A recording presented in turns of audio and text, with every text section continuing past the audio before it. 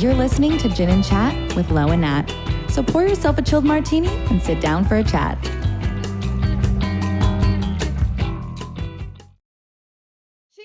Cheers. Let's go. Gin and Chat with Lo and Nat.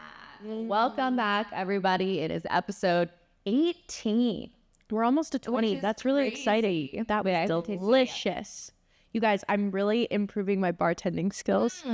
That is so good. It's really good. Okay, let's talk about what we're drinking today. What are we drinking? Just right off the bat. So my dad found this gin.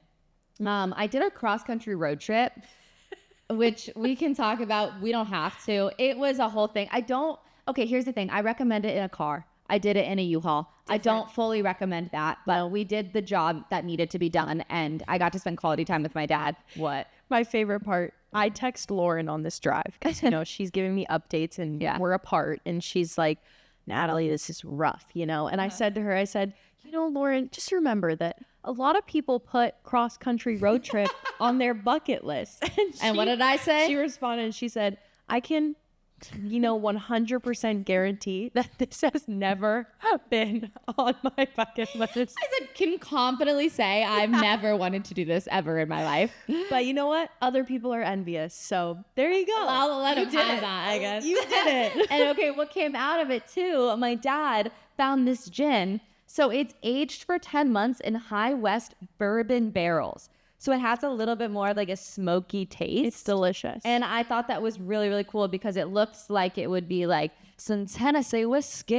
Tennessee whiskey. And then the next thing that I thought was really cool that also Mr. David Crocker picked out is Slay David. Hill. Yeah, he's just on it. Ew, David. Ew, David. You know what's funny is his office is right there. And sometimes, I feel like probably he can hear us. David. He's going to be like, were you guys talking about me on the podcast? He's going to be, no, he can't hear anything. Yeah, you're so... He can't hear nothing. I learned that last night when we were having dinner. Yeah. And we were speaking to him and he... Nope, off. He's off. Unless it's his left ear. Yeah. Then he can't hear. It's that selective hearing. I have it as well. Yeah. No, but he genuinely can't hear. No, perfect. He needs a hearing aid. Not selective. That's not selective. Just gone. Okay, so this is Navy Hill. It's a soda and tonic. So it's not a tonic water. Navy Hill. For your Navy dress. We're wearing Navy today. Period. Soda tonic with electrolytes.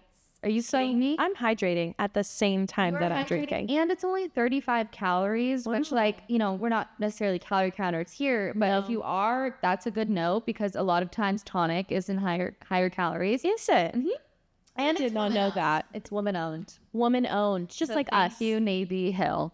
Yeah, it's actually really delicious. And I just on a whim was like, what if we did it with orange instead of lime? Because a classic gin and tonic is with lime. But the orange is really delicious. The citrus with the smoky whiskey taste. Lauren's breaking tables over here. I'll break it. She didn't actually break it. Don't worry, guys. I did good. Don't you look good? And we're hyping Lauren up today. Yay. You look fabulous, girl. Yeah. Nothing beats a Chat to You holiday. You can save 50 pounds per person. That's 200 pounds for a family of 4. Yeah, we got it. We had to really lock into each other's eyes to remember that. I just love that sound. I was actually thinking to myself, if you follow me on TikTok, you guys know I do Song of the Week. And I was thinking to myself, my Song of the Week next week needs to be Nothing Beats a Chat to You holiday.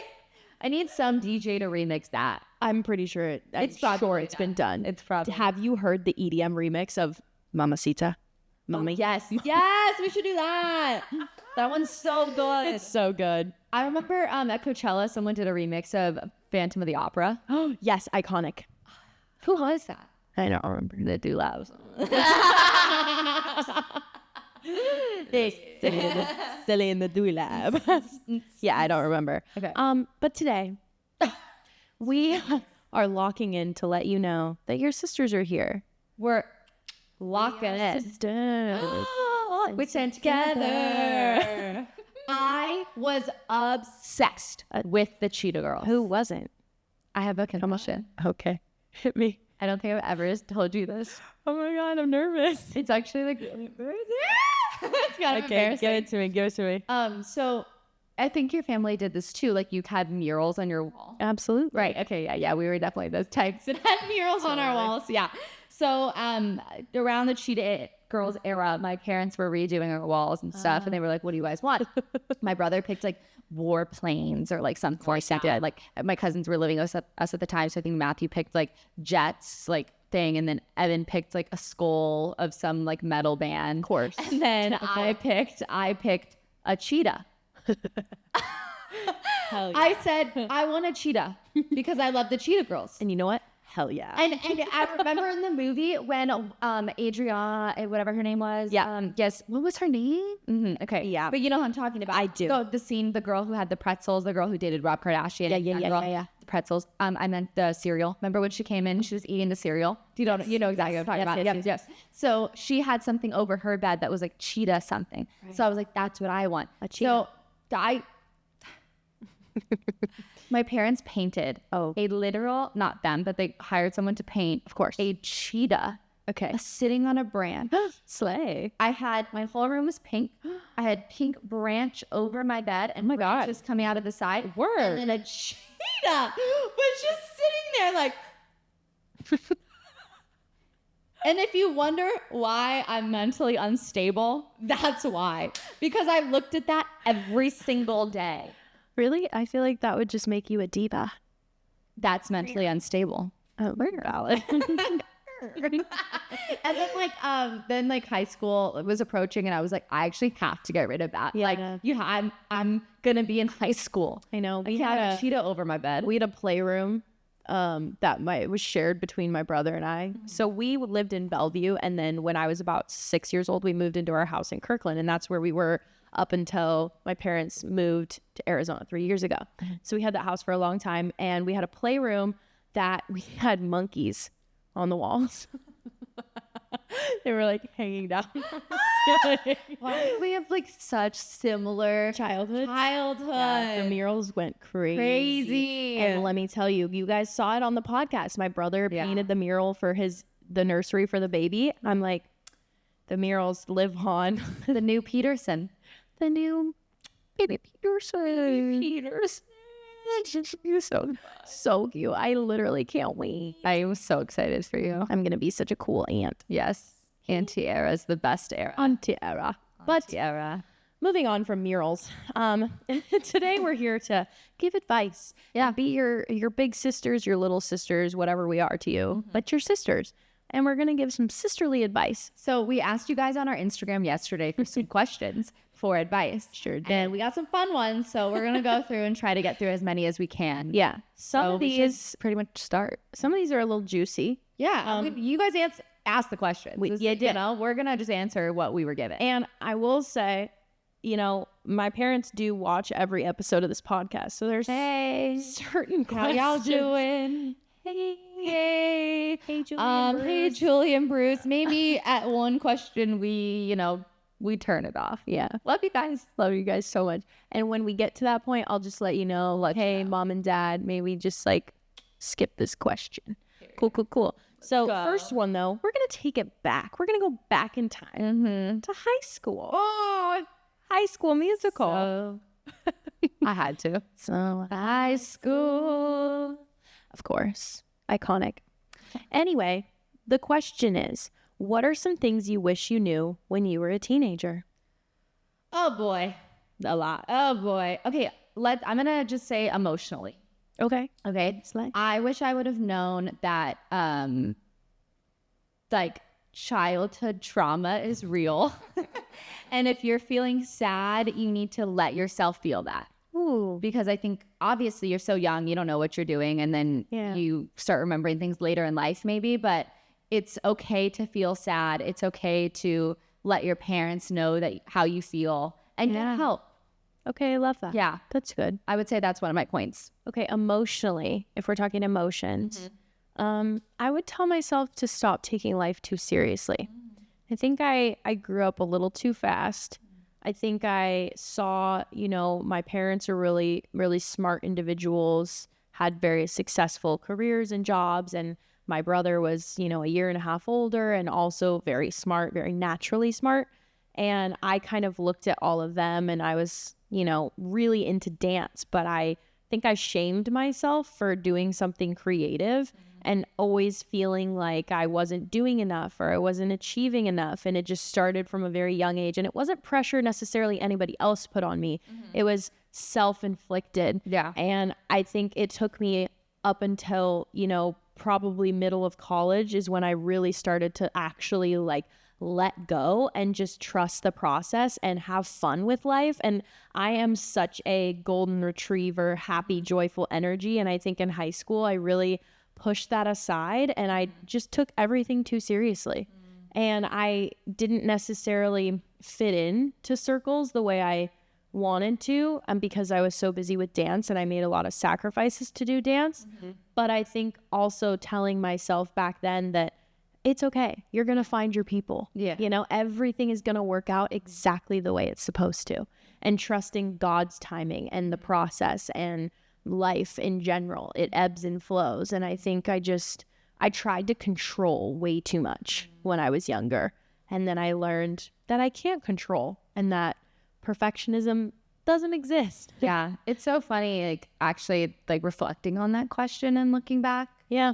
Because there's so much 2020 hindsight, like you would have wanted to tell that younger version of you, but you had to go through those things. That's the hard part. It's like these questions are so good because you do look back retrospectively and you're like, I wish I could say these things to my younger self, but at the same time, you wouldn't be here and be the person you are if you didn't go through the things that you went through at that time. Right.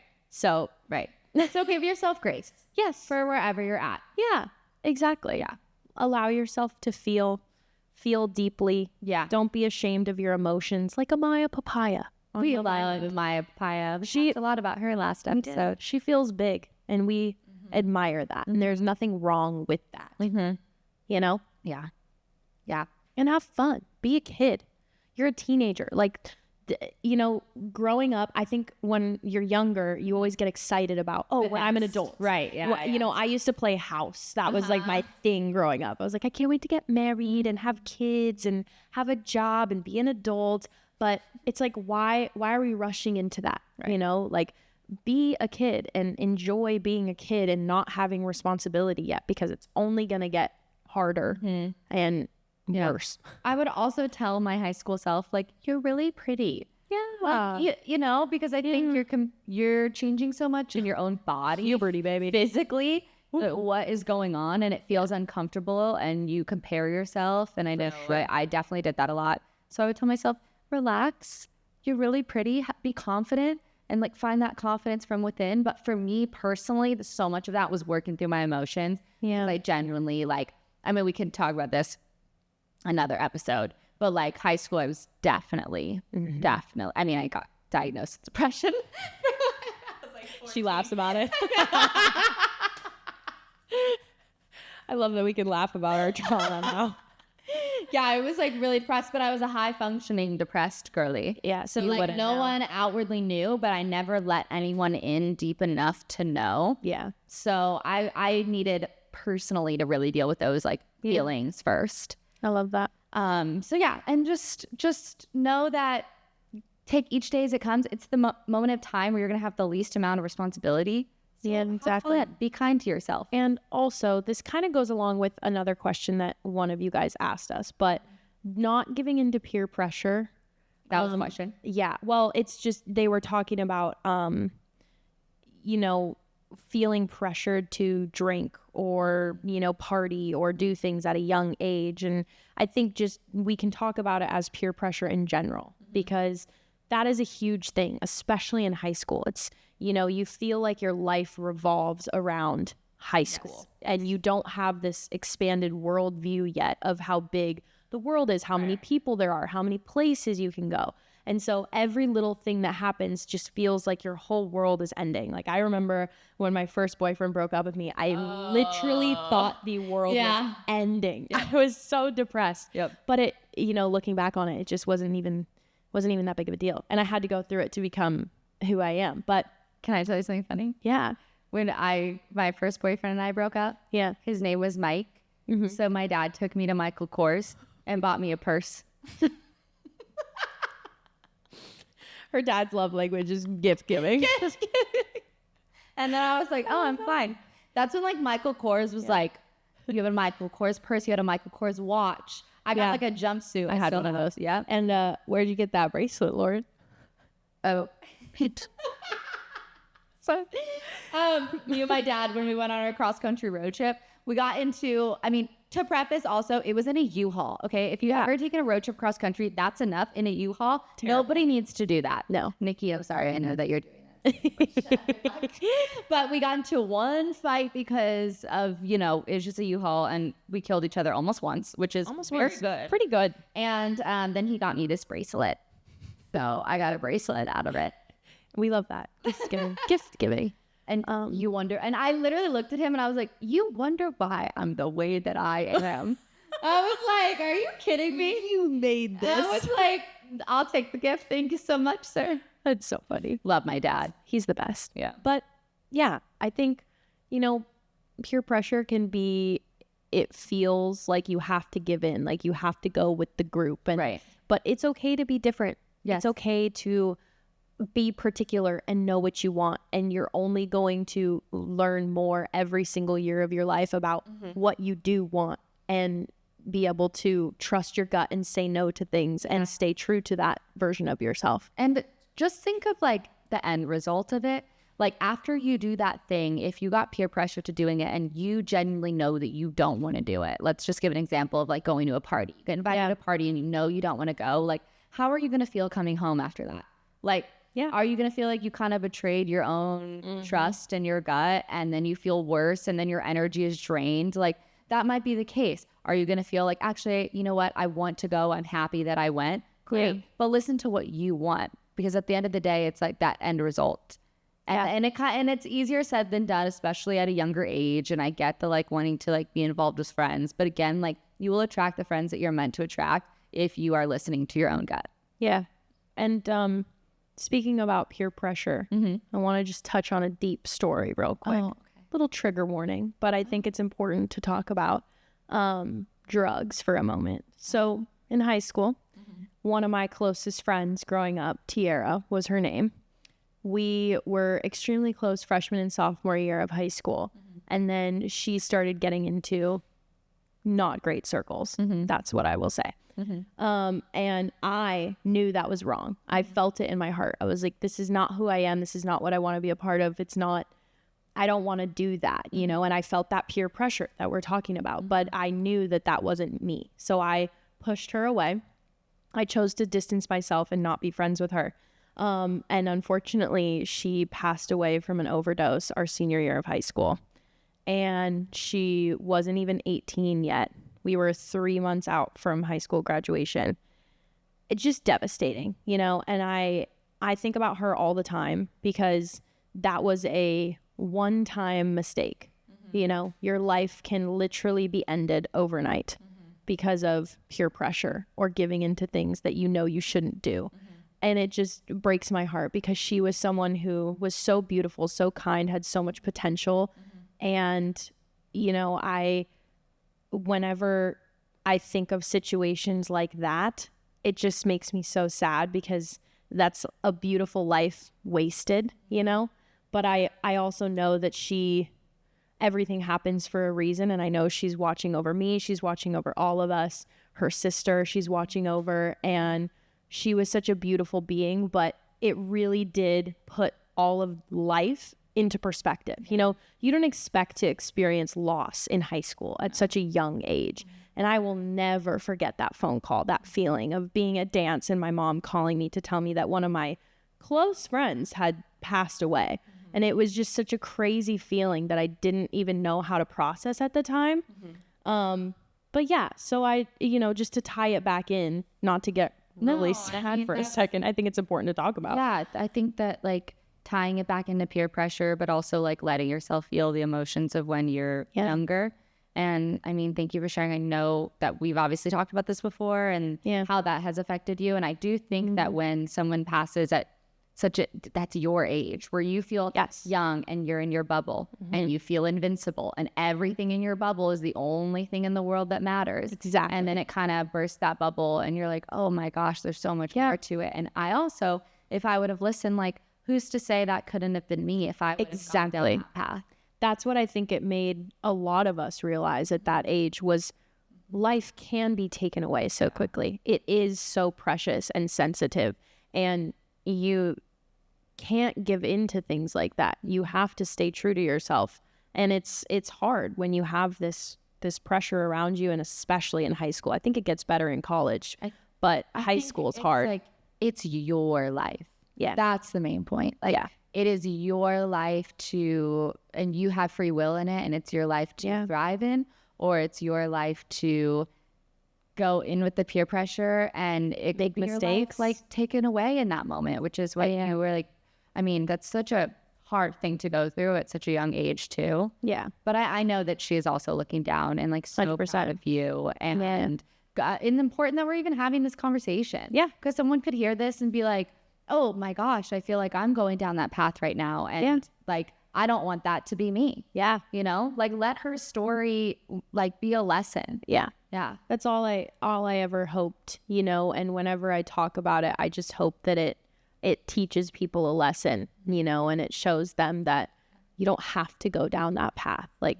choose the high road, stick to your gut, trust yourself, know your worth, know your value. Yeah. Don't throw things away just for, you know, a moment of fun or because of peer pressure, because you want to fit in. It's not worth it. It's like, you know, I think back to when I was like really deep in depression in high school. Like, I wish, and again, like, I think my parents don't know. Kids cover up so much stuff. Yep. And I wish that I would have had like someone that was like, come with me. You're okay. No. Listen to this podcast. Read this book. Yeah. Go to this therapist. Like, let me give you a hug with this. Like, I didn't have that. So hopefully we can be that for our community. Guys. And we're telling you, like, it is okay to say no. Yeah. And it is also okay to say yes when you want to. Not when you feel pressure because you want to feel cool, or if we're talking especially in terms of drugs, like if you want to escape,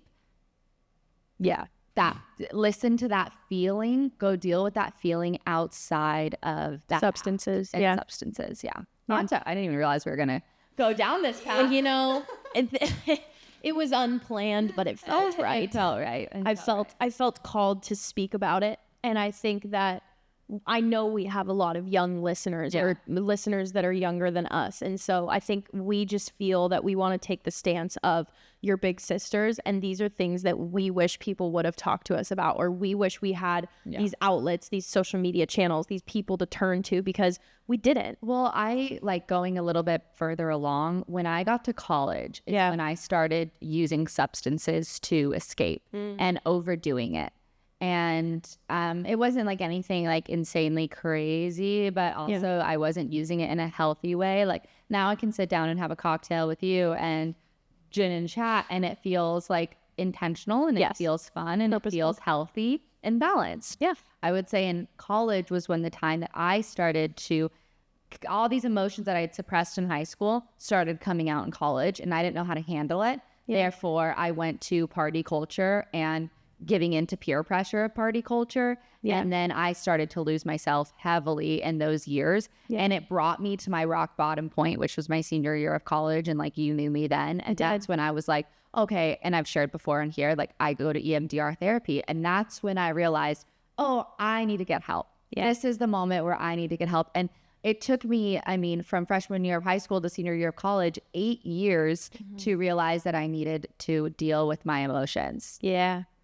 I mean, I feel the same. I was such a perfectionist that I think any thought that I was imperfect or any emotion that wasn't positive, I just shoved down because I just, wanted to be successful. And I also suffered, I wasn't ever diagnosed specifically, but definitely depressed in high school for sure. I won't get in too deeply into triggers, but I will just say there was a moment in time where somebody in my life had called the cops to my house because they thought that I was suicidal. And at the time, it was more looking back on my younger self. I think it was a cry for help. It was really just, I wanted attention. I wanted, somebody to care. And I felt like nobody did, even though so many people did. It's just hard to see that when you're young and you're so, again, it felt like my whole world, right? And I remember, you know, they came and my parents were so confused because they had no idea I was feeling any of this. They just saw a high achieving child who was busy and doing all these things, and they never thought, you know, it was we don't have to worry about her. Exactly. Yeah. And I remember sitting down and my dad, you know, he said to me, he said, do you actually feel this way? Are you actually this, you know, sad? And I was like, yeah, I think so, you know, and that was a turning point for me. And I, you know, obviously was able to work through it and push through it, and went to therapy eventually and found my tools, found journaling, found friends that fueled my soul, and found, you know, I moved away from home, which is what I needed. You know, everybody's different, but for me, I knew college was going to be my fresh start. I was so excited to go out of state for college because to me, just my high school, my hometown just never felt like home. You know, I just never felt like I really fully fit in. And then college is so great because it's like, oh, I'm surrounded by people who like to do the same thing as me. Yeah. You know, growing up in a smaller town, you think to yourself, well, I want to be a professional dancer. That sounds insane. Nobody, like, there's not that many people that are thinking the same way you are, you know? And so you kind of feel out of the box. But then I went to college and I was surrounded by 34 other dance majors, and I was like, this is so cool. Like, we all feel the same way about the same passion, and it was so exciting and welcoming. So, you know, just give yourself some grace and find the tools that work for you, whether that's therapy, whether that's journaling, whether it's talking to somebody, and just, again, like, find the joy in life. Don't take yourself too seriously. Don't take life too seriously, and just know that it will get better. It does get better. You know, I wish I could tell my younger self that. Yeah, I would say similar. Yeah. Wow, we really went there. I was like, I don't know if I want to get Yeah, I mean, yeah, same. I mean, I remember, and this is where I'll close story out, but I remember that senior year of college, which was my rock bottom. Rock bottom. Yeah. I was having such a crazy panic attack, which I would get a lot. But I was on my floor in my apartment, and we had just gone to, I mean, I have a picture of that day of us on a boat having fun, and no one would have known. And then I got back to my apartment and just like crashed, like rock bottom. Yeah. And I remember laying on my apartment floor, and I couldn't even stand up. Like, I couldn't even get my body to get off the floor to grab my phone. I remember I like army crawled to my phone, called my dad because I was like, I'm going to keep going down this path and I'm going to die. Yeah. Like, so I was like, my soul's going to die. Like something, like, I just feel part of me is already gone. I don't know how to get it back. And I felt so helpless. That's the word. Yeah. Helpless. And I called my dad, and I mean, I was in Orange County. My parents are in LA. Like, I could have easily driven home, but I literally couldn't. And I called my dad and I was like, can you please come pick me up? I don't know what to do. And he came. I remember I slept in the car ride home. I slept for the full weekend. Wow. Like, I don't think I think maybe I got out of bed to like use the restroom, and that was it. Yeah. Fully slept for the full weekend. And in that time that I was sleeping, my dad found the therapist that I'm still with and called her and was like, can you, like, I have to book an appointment. Yeah. And even then, I didn't even want to go to therapy. Yeah. I didn't want to go at all. I was like, I didn't either. Yeah. I remember sitting in her office and I was like, I can leave right now, but I can't, because if I leave, my dad's going to have to pay anyway. So I might as well just go to this one session and not come back. Yeah. And then I ended up sticking with it. But still to this day, she's like, yeah, you were one of my clients where I was like, I don't know, she's coming back. Like, I don't think she's coming back. Interesting. And here we are 5 years later. But it took that defining moment of really listening to myself, really letting myself feel what I needed to feel, distractions aside, and committing to the work. And I wish someone would have told my high school self that. Yeah. But I also don't know if I was ready yet. So fair. Like, I mean, I didn't start my therapy journey until senior year of college, and I don't think I would have been ready before that either. You have to want it. Yes. You have to get to the point where you're like, I can't live like this anymore. Yes. Yeah. And I think we both had those moments where it was just, you know, mine was my boyfriend at the time had actually basically sat me down and kind of gave me an ultimatum, which honestly very grateful for looking back on it. But it was, you know, he was saying, you've been experiencing these panic attacks. You've been showing this certain behavior, and I just don't know how to help you anymore. I've tried everything. I just don't know what to do. This is something that you have to go through yourself, you know, and I suggest going to therapy. And I just remember, as someone who hates asking for help, I'm so much better now, but I hate asking for help. It makes me feel weak, and I hate that feeling. And so that was a huge, huge thing for me. And I remember first time I went, like, hoodie on, just trying to hide my face. She doesn't even go here. I know. I was like, I hope nobody sees me right now. And then you had to fill out the paper that was like, have you ever experienced suicidal thoughts, blah, blah, blah, blah, blah. And I was like, oh my God, that is crazy. But changed my life. I'm a huge advocate.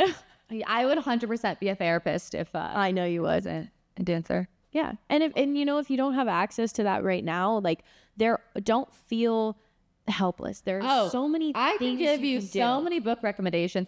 Because therapy forever. I mean, when I started, I was going twice a week because my therapist was like, girl, you need to come in twice a week. I'm gonna need to see you twice.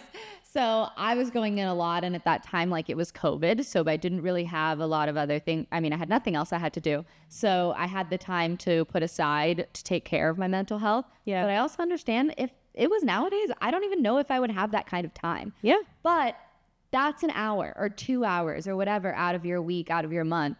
A lot of what you do is how you respond to conflict in relationships. I mean, I was year 3 in therapy and still doing things that year 1 me would have done when I was triggered in a relationship. Yep. That happens. Yeah. So much of the work is done outside of the room, but the room allows you to figure out the tools that help you. So I would also tell my high school self that to wrap that one question all up. You know, I would tell my high school self that so much of the tools are you have control over. Yeah. And never feel ashamed about needing help, wanting help, getting help. Never feel ashamed. We're all, you know, in this life together and experiencing so many similar things. And now we have platforms where we can talk about it, which I think is one of the blessings about social media and podcasts and everything. It's, you know, now you can feel less alone in this world. I think it's interesting because I assume that a lot of people might look at us and think that, probably. You know, I remember my friend Mia from high school. She's Mia, one of my best friends. She was like, someone was telling me, like, oh, your friend Lauren, she's like, just has it all figured out. And I hear that a lot. And she said, like, oh, if only they knew the stuff you've been through and how you come out on the other side. And I think that it hopefully will help you guys listening to our stories, just tidbits of advice that we can give you. Because we're all in it together. We're all figuring it out. We all have things that we need to work through in this life. Absolutely. You won't come out clean of that. Like, you really don't. So that's part of the human experience, and it's also a beautiful thing. Being able to overcome situations and grow as a person. Yeah. I think us being in our late 20s now, it's such a fun age. Yeah. It's confusing, and we've had many crash outs over the last few months. Many, but it's exciting too, because you can look back at this point in your life and see how far you've truly come and how much you've changed and evolved as a person, and how it's only going to keep happening. And it's exciting because, you know, you want to become the best version of yourself. And I think just never lose sight of that. Yeah. You know, who do you want to be? What mark do you want to leave on the world?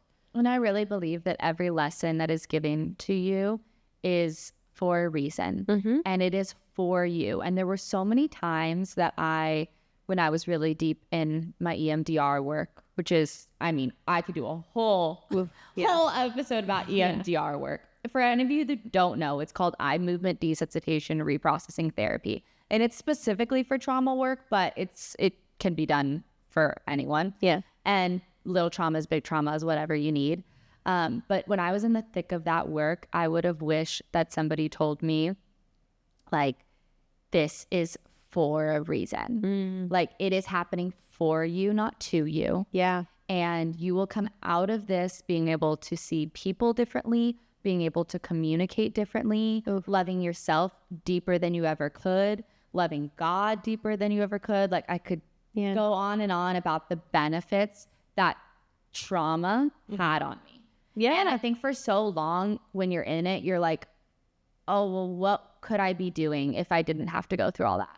You look at it as a negative thing only. Right. I'm like, oh, like this situation, these experiences like took away so much from me. Yep. And I always felt like I was cheated. Stripped you of your innocence. Yeah. Literally. Yeah. I was like, I always felt like I was like cheated, and I just was like angry about it. And I think it's fair to process those emotions and be angry if you need to be angry. Yeah. But at the end of the day, this is crazy to say, but like I really wouldn't change a thing. Yeah. Because I wouldn't even be able to communicate this on a mic. Like my life would be so different if I didn't experience that and feel it. And I think like it's only going to benefit me, the relationships that I have, my kids' like emotional intelligence, like because I did the work. I feel the same way. But I had to make that decision. Yeah. You had to make that decision. Yeah. You have to actively decide to do the work. Yeah. You know, and choose the type of person that you want to be and what you want to carry on and how you want to move through the world. And it's hard and you develop it more over time, but that was crazy. I'm just laughing. We did not plan any of that. You guys, if you could have seen us right before this episode, we're in the green room talking to each other. And Lauren's like, so how many questions did we get? What are these questions looking like? Because we just were, you know, I was going to give her like a little heads up. So I went through the questions and she said to me, she's like, yeah, that's enough. I think we could do a full episode on all of these questions. We got through one. So sorry. You should go to our Instagram story and answer them. Yeah. We'll give you guys some better answers. You know, we'll write to you. We were feeling called to do this. Sometimes you just, you don't know what you're going to say, and then it comes out exactly how it needs to. Exactly. And that apparently is what needed to be said today. We hope you feel inspired and supported. Should we do like one more? Like, is there like kind of a funny, a quick one? I do have a quick one. Okay, let's end on a high. Let's do a quick one. After all that deep stuff, this person said, "How do you deal with hangovers?" Well, don't drink as much. No, actually, don't drink as much. No, like truly, it's understanding your limits. Yeah, you will find them, and then being able to say no, and also stay away from the sugar. Yes. Okay. So be prepared. Yeah. Start beforehand. Eat carbs beforehand. Okay. If you know you're in college, say you're going to a formal and you're like, I'm going for a night out. Carbs. Let's go. Eat some carbs. Yeah. Zucchini, spaghetti or whatever. That's not real. No. Zoodles. Fuck the zoodles. All right. I want some pasta carbonara. Right. Like, give me the carbs. Protein. So carbs. I would do that. Yes. And then I would drink some electrolytes before you go. Preferably Element. Preferably Element. My current fave. Stick to one alcohol. Yep. Stay away from the sugar. And then what I like to do, like if I know that I'm having a night out, I like to just set aside my pajamas. I love doing that. Right? Yeah. Like that, so you come back, your jammies are all ready to go. Have your water by your bed. You know, preparation. It's about the pre. You know, a hangover can be prevented by the pre-planning. And the worst hangovers I've had have been because I just didn't realize I was going to drink that much that night. And I went out and the next day I'm like, what the world? Also, beer before liquor, you've never been sicker. Liquor before beer, you're in the clear. And that's where we're going to end today, you guys. And that's that. Thanks for joining in. This has been fun. This has been a good one. We're huge advocates for therapy. We're here for you. We're here always. For you. We didn't realize we were going to go on that deep of an emotional journey. Yep. But it's necessary, and hopefully it can help some people out. So. Yeah. And you know what? Next week, we'll bring back the golden retriever energy for you. So we'll just give you a roller coaster of emotions on this podcast. Yeah. And I can give you some book recommendations too. Ooh, we could put those in the description bar. Perfect. So in the description bar, books coming your way for just healing journey and knowing yourself the best you can, so that you can feel what you need to feel and you can say no to peer pressure. And cheers to that. Thanks, guys. Love you, chatties. Thanks for joining us today. We hope you had a great chat. Lo and Nat can't wait to have you back.